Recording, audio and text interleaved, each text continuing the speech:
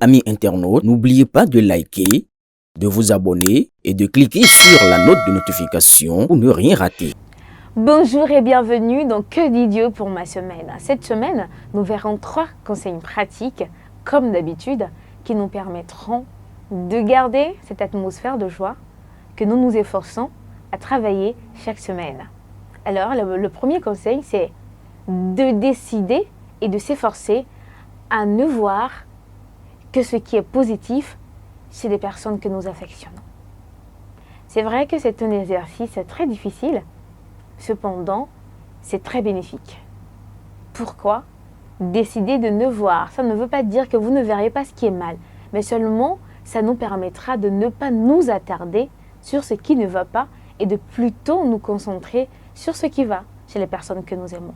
Cela va nous éviter des frustrations qui vont nous laisser des amertumes et avec le temps, cette amertume-là va nous rendre difficile avec ces personnes que nous apprécions et va davantage détériorer nos relations.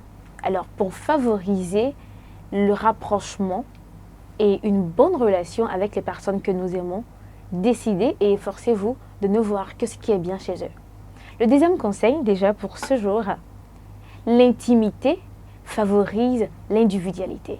L'individualité n'est pas une faiblesse, mais une force. Savoir passer du temps avec soi-même pour se ressourcer, pour mieux apprendre à s'écouter et pour renforcer le choix que nous faisons sur nous-mêmes.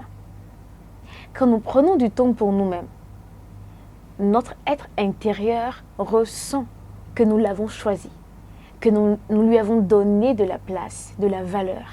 Et cela fait grandir en nous notre estime de soi.